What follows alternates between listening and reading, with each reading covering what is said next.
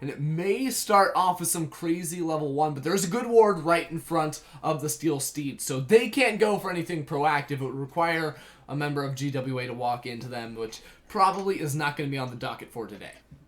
And we know the likes of the Steel Steeds do like to play a little bit over ambitious, a little bit over aggressive. That is part of the reason they lost their game on Monday to the Raving Raptors, is they went for that early invade, got punished heavily for it, and never were able to recuperate from that. But now it does seem that they've learned their lesson, and they're not going to go for quite as aggressive and adventurous of an engage.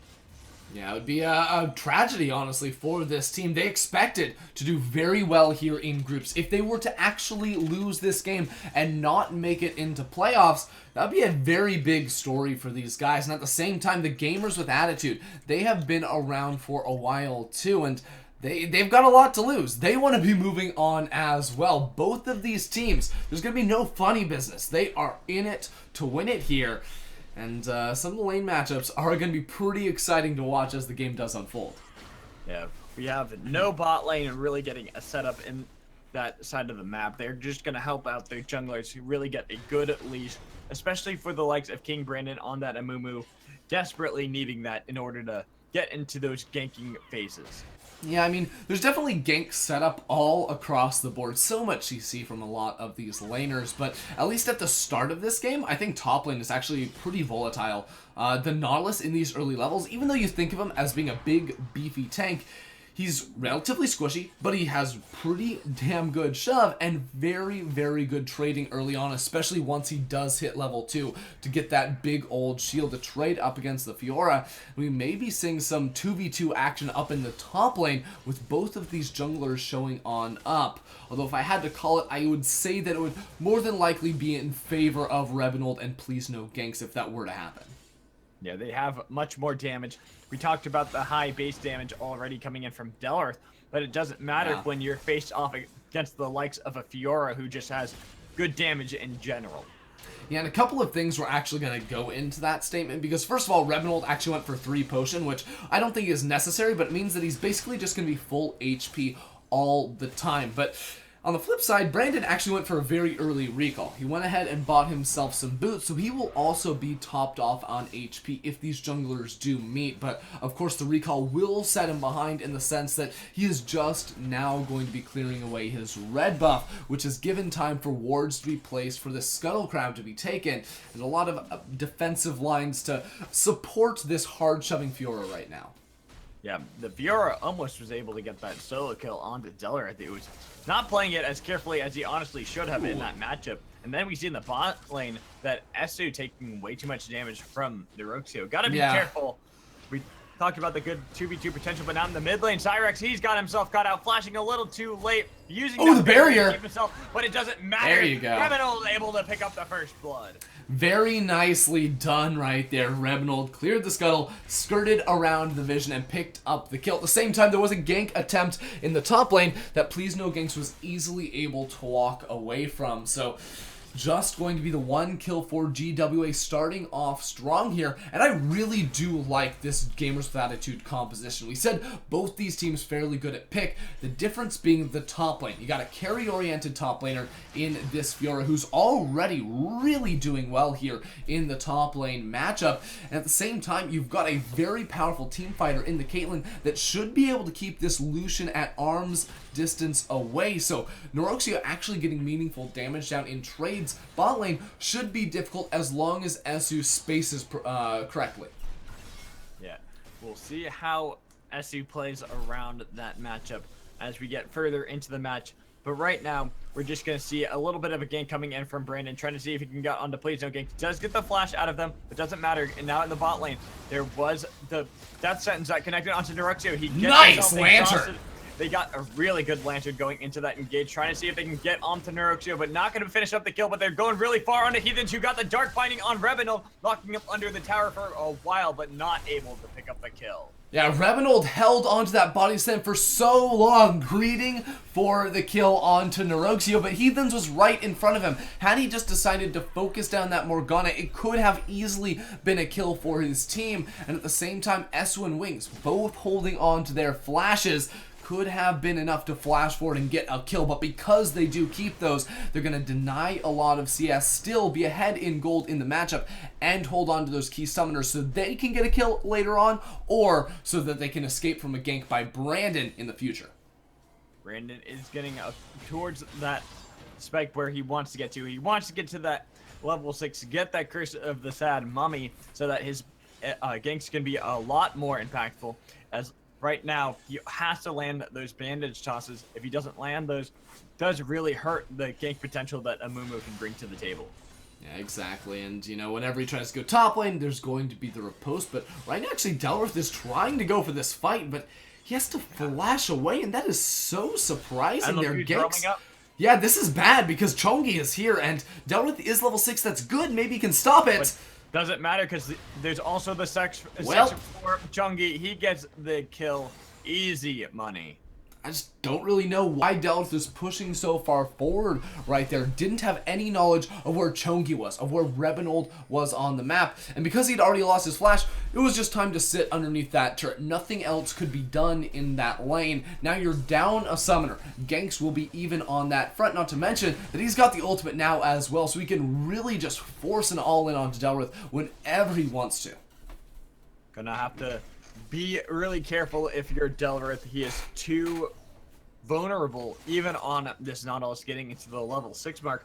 We see that he is quite down in gold as well. Sure, it's only 200, but being down at all at 7 minutes into the game is huge for a Nautilus and gonna allow that Fiora just to consistently dive, like you had mentioned, with something like the Grand Challenge. I mean, the gold in itself not going to make a big difference in stats, but 3 potions plus a pink ward, that's 225 gold. That is the advantage that Please No Ganks has. So in these fights, he's going to be able to sustain. He's got the pink ward too to keep safe from Brandon, and the T-Mat, of course, will allow him to hard shove in Delrith under turret all the time to try and make it more difficult for him to actually last hit minions underneath this turret, because in the actual laning phase, a lot of the times now that Delrith has been set behind, he'll farm minions by dropping the E to try and last hit 1 or 2. What that will do is put minions at a very awkward amount of HP, so Please No Ganks, if he times that minion wave crashing at the proper moment, can actually deny multiple minions that are at awkward values to last hit underneath the turret. Though Nautilus does have a little bit easier time than most tanks with dealing with something like that, it is definitely a strategy that Please No Ganks needs to employ in order to really hurt and make it harder for Delrith, but he has to be careful because King Brandon is on his way. Oh, and he just jumped in. That could be really tough for him. Yeah, here comes the depth charge. Gonna really combo that up well with the Wombo combo. Delrith gonna pick up the kill. Easy money for that Nautilus. Yeah, Chongi tried to help, but he's actually on a ward right here. Nice charm. Gonna get hit by the charm, but doesn't matter. The damage, while still good for Cyrex, not enough where he felt confident all-ending at this point. Right, in a 2v2 up in the top lane, mid-jungler from GWA versus jungle top from Silver Steeds. Probably not going to go all too well for SS, but they went for that play a little bit faster. Oh no, Neroxio in trouble. Got hit by that death sentence a little bit late on the black shield coming in from Heathens, but still Neroxio was able to keep himself alive for now. Yeah, I mean, the Black Shield has to be something that Heathens is on point with in this game. Lucian's a champion that I'm not overly fond of, but when you've got so much CC, it has to be big, and it is on cooldown. Yeah, that is the explosive cask. Here comes Rebenold, not going to get hit up by that Soul Shackle completely, as we did see the Lantern keeping him safe. Yeah, a little surprising Heathens actually used that on himself right there. Not necessarily the target I would have expected, because Neroxio is the carry down there in the bottom lane, but Brandon was on the way as well. Rebenold didn't have too much mana, so would have been very, very aggressive to continue forward with that dive, and Wings clearly didn't want any more with it. He just tossed out the Lantern to pull Rebenold out to safety and get as far away from that dive as he possibly could. And if we look at the build that Rebenold has gone for, a lot squishier of a build, getting the Runic Echoes, gonna go for more of that wave clear in the jungle for the Gragas before going for that tanky route. But that means at this point in the game, he's gonna be very, very squishy. Yeah, I mean, I'm a fan of the Runic Echoes first. I think it is the optimal choice, but when you don't have a tank top, then it could be an issue. Chongi, he's caught. Chongi uses that cleanse, but it doesn't matter because the charm is gonna be there. Cyrax picking up the kill. That was massive right there, using the charm after the bandage shots, trying to layer those one after another rather than putting them on at the same time. And what it meant was that Chungi used the cleanse early, got punished for doing so, but now he's playing the top lane. Delrick got to be careful with Grand Challenge being laid out. He flashed away well enough on that one, keeping himself alive. No explosive cast. Oh, just here's yet. Brandon.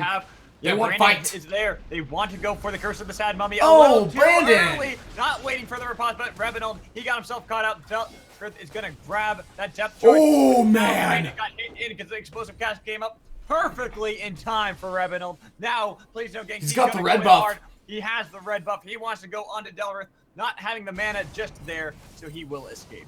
Yeah, Delroth had his shield up too, so had Please No Ganks gone under the turret, it would have been a massive bait, but still a huge collapse from the Silver Steeds right there. The initial gank by GWA did not work out. Brandon said, we can win this 2 versus 2, but he missed the ultimate, missed the Curse of the Sad Mummy onto Please No Ganks, and then got caught out because by that time, Rebel's cast, which had been expended down in the bottom lane, dived, failed attempt, had come right back off of cooldown. He used that to throw Brandon underneath the turret, who didn't have the flash, and got themselves a kill. You really need to be careful if you are Brandon on that Amumu. Do not want to have your ultimate riposte like that, because that is what threw the fight for them. Had that ability connected, that was easily a kill onto Please No Ganks, possibly even the kill onto Revenant. Yeah, and I mean, you look at these tanky jungle initiator champions. Gragas, he's played a lot in both competitive and solo queue. And you have to ask the reasons why. Well, maybe there's a little more skill involved in the champion. There's more things you can do with the body slam flash, but you also have options. You can go in with your body slam. You can go out at the same time. You can use your ultimate different ways as well. Amumu, not the same story. So linear. When you go in, you are all in. When your ultimate doesn't connect, that is tough. And when you don't have a flash, you will be punished by displacing effects like that cask up top lane. But SU's got to be careful getting the engage coming in from Neroxio. That was the calling, but the teleport comes. Both top laners, Neroxio will fall. Where's the heal? Brandon shows up, doesn't have the heal coming in. They have the damage. He then drops the Grand Challenge laid out as well. They got the heal. Brandon's going to be the one falling. Please No Ganks picking up the kill. The flash coming in from okay. He wanted to predict Ace in the hole won't pick up the kill for Delrith, but a huge misplay coming in from the side of the Steel Steeds. Yeah, Wings, you can't mad life if they don't have flash. Mid lane fighting! Yeah, but gotta be careful in the mid lane. Cyrax taken really low, had to use that Spirit Rush offensively. Oh, now man! Go back in, the barrier's gonna try to see if he can keep him healthy. Oh! But no, Chungi gets the kill! Cyrax falls! Yeah, Cyrax popped the barrier way too early right there. He'd actually dodged out the majority of those abilities, and now gamers with attitude are jumping out so far ahead here. 3,000 gold, they got the Ocean Drake on top of it. And I don't think a lot of people actually expected GWA to win. They said, yeah, it'll be a close game, but you look at these two teams, Silver Steeds were the clear favorites moving into this match, but GWA had a good draft, a great draft in my eyes, and they are playing this early game so incredibly well, punishing every single mistake that the Silver Steeds have made thus far.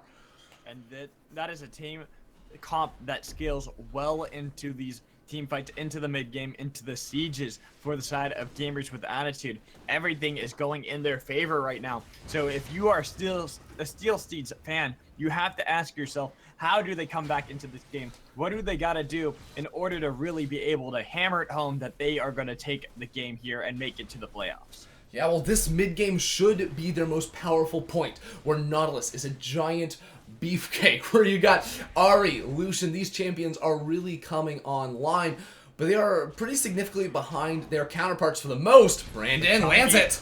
Yeah, they land that, get the cleanse, get the kill. Chungi's gonna go down. Cyrax picking up the kill. And that is the story in the mid lane, but just because it's going their favor in the mid lane, you've seen how it's fallen apart all across the map for the side of the Steel Steeds. Yeah, but I mean, Brandon, that's a very nice gank, and that's what the Silver Steeds need. You just get more kills, you get more pressure back here on this map. You're not really losing out in the objective game. It was just the dragon. It hasn't been any turrets just yet. So now that you get a kill in the mid lane, you can make roam attempts like this, and now that the riposte has been burnt, there's a 22-second cooldown on that ability that can be easily punished. What? Please no ganks. I don't even think you want to jump over that wall. Like, jumping over that wall is really bad. It's good that it failed. Please no ganks. Take it as like a great thing that you failed to do that, because you would have died 100%. You've gotten a riposte. You're basically just gonna get charmed immediately, ultimated by Delrith, and then you're gonna have to flash over the wall, maybe even get followed over by the Spirit Rush. So, yeah, that was the Riot Gods telling Please No Ganks to hold his horses for a little bit, because the Steel Steeds were definitely gonna win that one. And if they had won that matchup, it would have put so much momentum back into the favor of the Steel Steeds. Well, we even see 16 minutes into the game. Sure, it's a 2,000 gold lead going over for the side of Gamers with Attitude, but they still need to ask themselves, what can they do to pressure that lead? As we see in the top lane. This is a good way to do it. This is a good way. He's got the Grand Challenge locked down. Delrith is trying to just tank around with that tower, but doesn't matter. The heal was enough to keep Please No Ganks alive forever and a half. Now in the bot lane, Neroxio gets caught out by that death sentence. Here comes King Brandon. He wanted to go somewhere further, but Wing's just going to sacrifice himself. Say, Neroxio, take me into your arms. I am yours. Yeah, that's perfectly acceptable. Cyrex might want a little bit more. Again, he's just down here in the bottom lane getting a whole lot of damage dealt while the top lane turret went down. Please no ganks. The whole reason that dive worked out is because Delrith had no mana. He couldn't use the ultimate, and because this Thresh lives are so incredibly long, they secured themselves 2 turrets, GWA do, while the Silver Steeds are only going to pick up 1. And that is not enough gold to supplement what you lost right there. We see that it's a 4,000 gold lead going in favor of the Gamers with Attitude. But Chungi, what are you doing? Way too far out. Even with the unleashed power, you got yourself caught out. Now in the bot lane, we see that Please No Ganks, he teleported in, trying to see if he can 1v3. The teleport's coming in from Delrith. He got the kill onto Heathens. Neroxio is going to see what he can do on the backside with the death charge hitting onto the Please No Ganks, but he's going to fall, taking a lot of damage. The death he juked it! They missed What? the dredge line. That would have been the kill. Please No Ganks survives. Oh my god, I wish we had replays. I wish I could see that on slow motion, because that was so stupidly close to the character model of Please No Ganks right there. And that just takes the wins out of the sails there for the Silver Steeds. They had just turned around a pretty unfortunate situation, because in all honesty, they got outplayed in the macro game, but they got a couple of kills. Even Please No Ganks teleporting down bottom lane, he was just about to be punished for doing so, and he barely escaped by the skin of his teeth right there. That breaks my heart just to see something like that, where that was the kill. That would have been a huge shutdown picked up for the side of the Steel Steeds, but not connecting that dredge line, allowing that Fiora to survive, get to the lantern, get himself back into the dark passage. That is truly just demoralizing for the side of the Steel Steeds and for Delrith. Absolutely, but at the same time, they can't let it get to them, because it's still early on in the game. You're not down and out all too much, and there's always room to come back in games like this when both teams have such heavy emphasis on the pick style of play. If you get a pick 40 minutes in, you probably are going to get a Baron or get an inhibitor, something along those lines. So even if you are down in gold, the possibility to come back is always there for you. But what I find the most interesting about what is happening right now is we've actually got both dual lanes coming up into the top lane, and the reason for that, you guys don't know it, but is a Cloud Drake spawning up in 5 seconds. Neither team cares about that whatsoever, so the Silver Seeds were coming up here to try and get this turret for themselves, but GWA did not want to take that trade. And I don't mean to correct you, but it is the Steel Steeds that are playing, not the Silver. There you go. But it's all good. They don't want to end Silver. Or do they? Because if they get silver, I mean, yeah, they do want to be the Silvers. They want to be the Silver Steeds, magical. It's just, get the gold it's the in better end, medal. It's the superior medal. And at the very end, they want to get gold, but right now they want to get silver, because if they're able to get that, they get out of the group stage. But they have to come back 3,000 gold down to the side of the Gamers with Attitude. Yeah, I mean, I'm pretty sure silver is actually more rare than gold magic, so it might be even better than that, but... What? You're standing still, man! That was interesting. Oh, baby.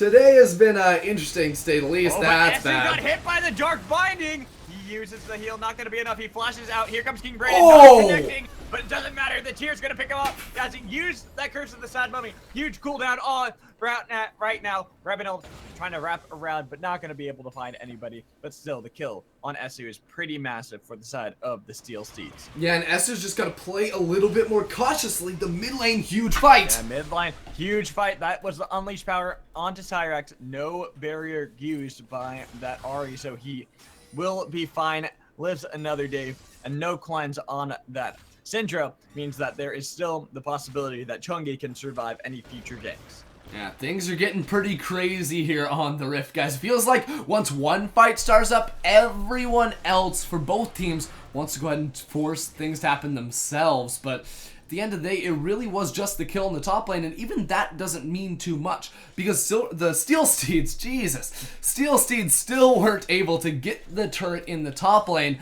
And in the meantime, Please No Ganks has had free roam, free control over this bot lane that he is already performing very, very well in. And allowing a Fiora to continue to scale up into the game, continue to get these items and become that split push monster that she is known for, is not something you want to just haphazardly let happen. You have to be able to find something on the other side of the map, but now they're going to have a little bit of a fight. Please No Gank's going to take that Dark Passage, take the Lantern, get himself to safety. Exactly. The Cloud Drake now the focus here with Caitlyn showing up in the top lane. Gamers with Attitude really can't do much about contesting this, but Rebenold can use the Blast Cone to try and steal it, but Body Slam could be blocked on his escape. Went a little bit earlier. He's going to try to smite fight. Got he it! does win the smite fight. In the back line, we see them going on to Please No Ganks, who's taking a bit of damage. Here comes the Depth Charge, trying to secure the kill. Shut down, going over to Delver. He flashes over, gets wings caught out. Gonna have the bandage toss landing from King Brandon. Great depth, dredge line landing onto Chungi, but they have the damage. Cyrex falls in the fight. They have the death sentence onto King Brandon. He's still alive. Esu's taking no damage, so he's able to turn it around, get the kill on King Brandon. They pick up the kill on a Delrith. Now, Heathens and Neruxio have to run, get themselves to safety. Here comes the ace in the hole. It's not gonna be enough to pick up the kill just yet. Yeah, but it's still a pretty large victory for GWA there. Not only do they win the fight, 3-4-2 in their favor, they also stole away that dragon. And it almost feels like Esu showing up to the fight late was what won them that, because this is where Caitlyn is weakest in the game. Everyone talks about the mid-game power trough before she can get her Infinity Edge and couple Zeal items, but she showed up to the very end. She just last hit a lot of the low members from the Steel Steeds. And with the Runon's Hurricane, that was very effective at knocking down multiple members at the same time. Yeah, and we saw that she was able to just get that kill, help secure the last one onto Delrith, picked up by Rebenold. But in the end of the day, all that matters is that Caitlyn is able to get through, like you had mentioned, the power trough that she apparently has. But she's not showing that. Esu's saying, that's a fallacy. All I have to do is show up a little bit later so I don't get picked off, and then I can do all the damage. Now I have an Infinity Edge. Now I'm going to start coming online. Yeah, that's an expensive item too. It looks like it's just 2 items to 2 items with those completed greaves for both the AD carries, but Blade of the Ruined King, one of those items that got reduced in its price with the latest round of buffs to it. Black Cleaver as well, going to be extremely cheap, so even though it looks dead even between these guys, Esu's definitely got to be happy with the 2 items he has right now, especially because he's just going to continue to stack up and get stronger and stronger as this game progresses. Esu got himself caught out. He's gonna go down. The charm helps get the kill. Chungi not gonna get hit by that dredge line, with Delrith just wanting to skirt the battlefield, put his presence down, but losing Esu, that is a big pick for the side of the Steel Steeds. I mean, the power of the Caitlyn is that you can be doing damage from so far away, so the fact that he's putting himself in harm's way, you gotta give respect to the Spirit Rush. If Cyrex is on the same screen as you, you know he can all in you. They didn't have the vision around the mid lane as well, so Delrith came in on the flank. The rest of the Steel Steeds really were able to punish that, and it's a nice red buff steal away by Rebenold there to deny that from Neruxio and take a little bit more power out of this mid-game, really, really powerful Lucian. Yeah, plus they got rid of that blast cone behind the Baron Pit. So they do have that option if they do want to go for a little bit of that Baron dance. They have the opportunity. But Chongi's got to be careful. He got hit up. He's going to take so much damage, even with Unleashed Power. Cyrax getting hit by the Death Sentence. Got to be careful, but he's got the Black Shield coming in from Heathens. Getting that pick on to Chungi's great, but Wings getting himself caught out as well. Revenant in the back line with that explosive cast. Here comes the Redemption trying to keep members safe, but Wings trying to see if he can dodge around the exhaust being put on an Oroxio. Revenant the whole time in the middle of every single person, not really caring. He's taking a lot of damage. Low health bars coming in. That is going to be ace in the hole, blocked by King Brandon, Delrith, and please no ganks were nowhere to be seen in that whole fight. And please no ganks. He's trying to look for these low health bars. He wants to pick someone off. Yeah, but it's just way too late right there. He could have roamed down so much sooner, but he thought there wasn't going to be a team fight. He saw the pick onto Chongi and thought it was going to be over after that. Had he used the Blast Cone there, it actually could have been a different story. Use the Blast Cone to close the gap and then dash on forward with the Q, but that's not what he did. No. Could have probably picked up King Brandon for sure. But in the end of the day, it doesn't matter. They were able to stop any of that further aggression coming in from the side of the Steel Steeds, who are still stagnating the game. It is now 26 minutes into the game. Still only a 3,000 gold lead going in favor of the Gamers with Attitude. We're failing to truly find an opening to just snowball their way to the win. Get these towers, get these objectives. I mean, I think you're underselling the Steel Steeds. They are making plays. They're getting pick after pick after pick. And it's at a point where their composition should be thriving. So that is very, very good for them that they are trying to get their foot back in the door right here. But at the same time, Gamers with Attitude just need to start giving the respect to the Steel Steeds that these guys deserve. Chongi had his flash up when he died right there. Esu did as well, I believe. And those are some abilities that you gotta use. You gotta use them when you are about to be picked off, especially in a fight like that. Had Chongi gotten out and then they'd gone to the team fight, well, yes, ultimately he's got so much damage that those 4 low HP bars would have been 4 quick kills for Gamers with Attitude. I'm pretty sure he had his cleanse at that moment too. But cleanse was like on a 4-second cooldown. It was very, very close. Yeah. Okay. So he didn't have the cleanse, but did have the flash. You gotta respect the abilities. That is why people say you flash when you see some of these things happen, so that way you don't get caught out. You don't have to worry about that, and then you could throw it right back in the face of the Steel Steeds. But Gamers with Attitude failing to do that twice in a row could start being their undoing coming into these team fights as we are getting close to the Baron dance that is about to happen. Yeah, there's also another Drake coming up in a minute 24. Unfortunately, when the screen is paused, you can't drag around the camera, so we don't know exactly what that is going to be. And that could greatly affect how these teams play out the map, because if it's something like an Infernal, we expect the teams to prioritize that. But at the same time, all of a sudden, one team could say, hey, take the Infernal, we'll try and make a play around the Baron. And that's when the most interesting, as you said, Baron dances actually do occur. When there's 2 almost equally valuable objectives on the map. Of course, the Baron going to be more powerful than the Infernal, but one team might go to that Infernal right off the bat and go. The other team, they're not gonna rush down the Baron. They wouldn't do that. And then all of a sudden they realize too late, and you get some really interesting macro decisions that the teams have to make. What almost begs the question, which team is going to be baited into doing that? Which team might go for, say, the Infernal Drake? We'll see. It actually is Ocean, so not going to actually be what we were kind of hoping would play out here in this scenario. But we do get to see that the Baron is up with the Ocean. Not going to see that interesting dance that I would have liked to have seen. Which team would have tried to prioritize going for the Infernal over the Baron and sacrificing that huge objective?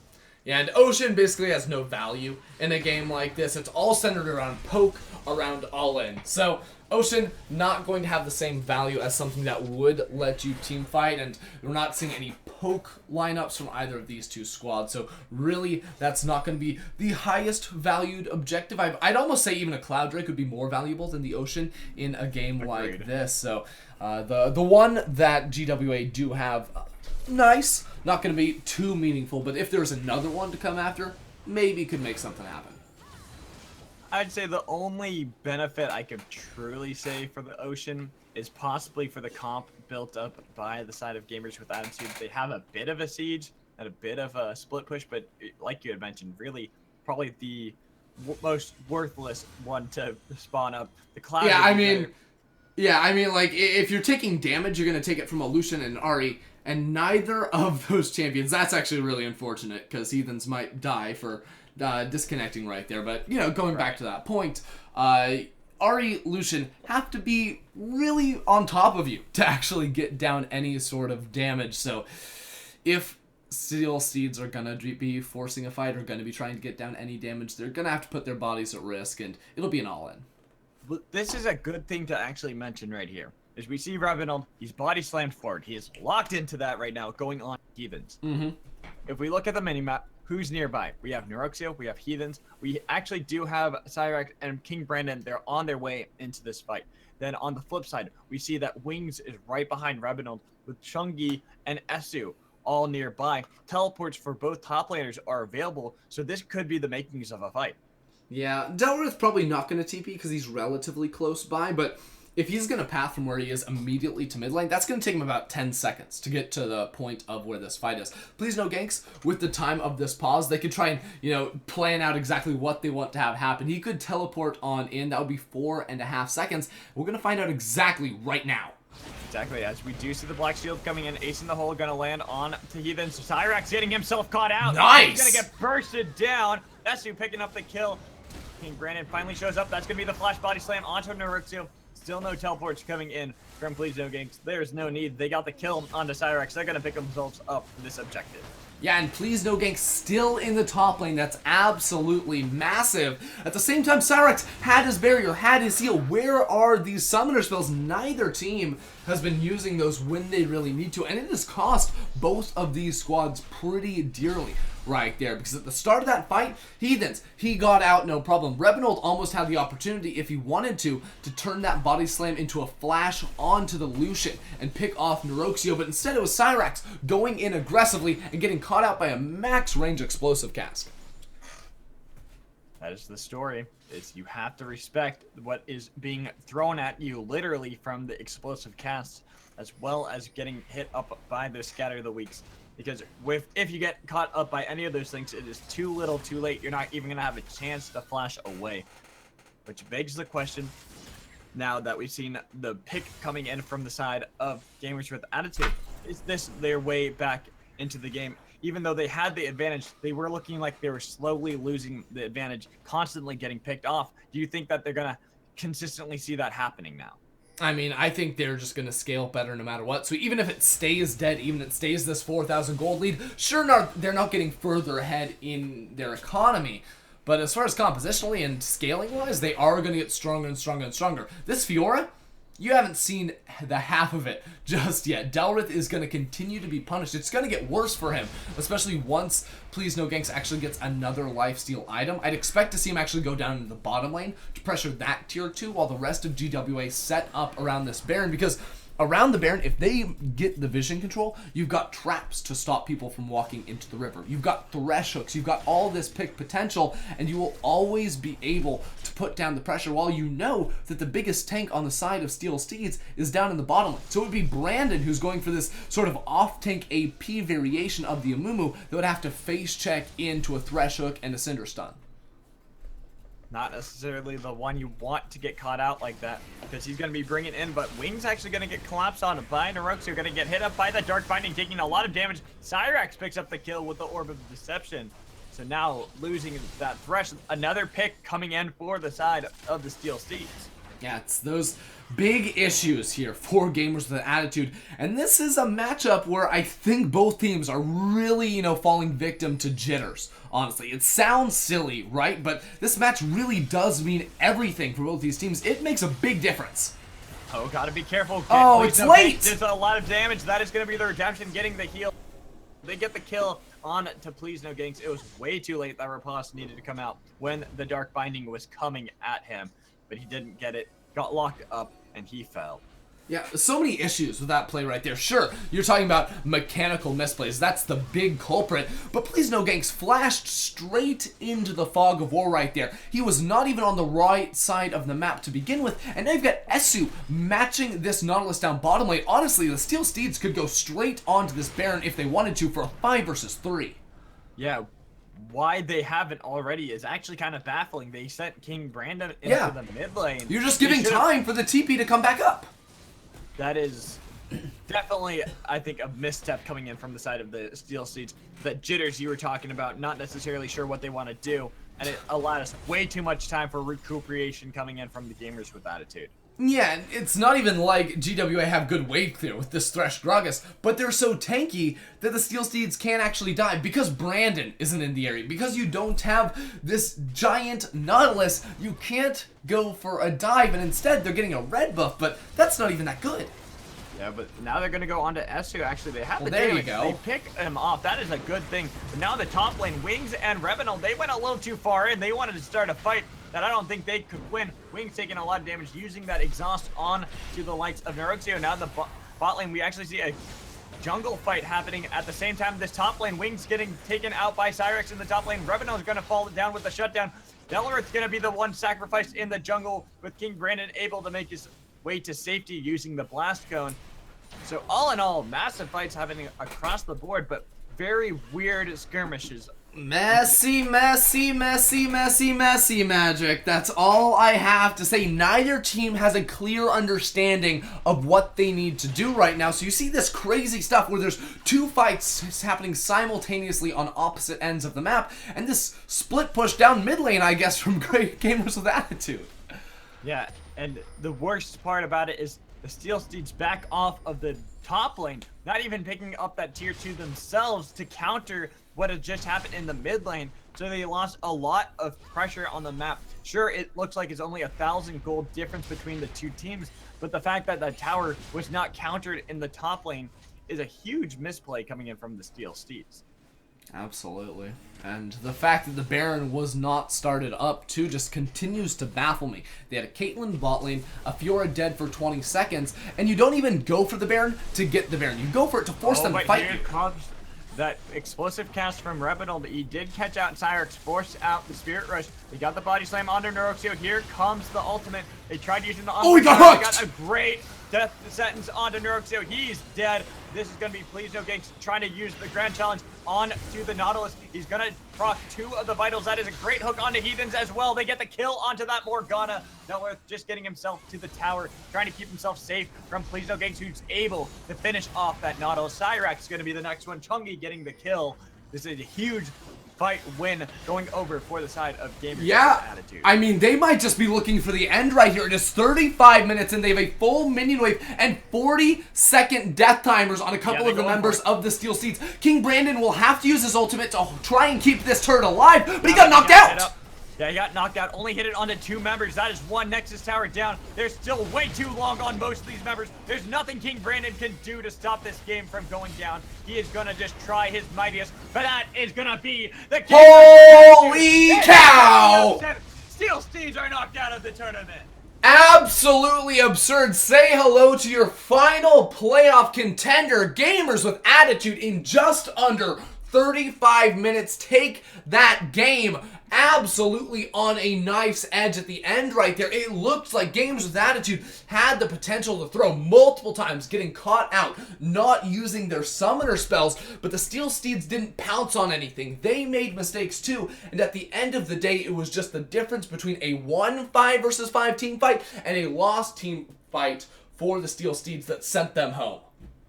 Yeah, unfortunate for any Steel Steed fans out there. They played it to their heart's content. Definitely probably the best series that we've seen for this day. A lot of one-sided matches, but this one was definitely not, and ended in a very, I'd say not even anticlimactic. It ended in a very exciting way. I can't think of a better way to say it, unfortunately.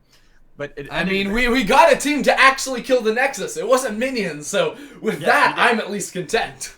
Yes, content on that one, but I'm excited to see what Gamers with Attitude are going to do as they make their way throughout the playoffs. They will have to face some very hard teams coming up.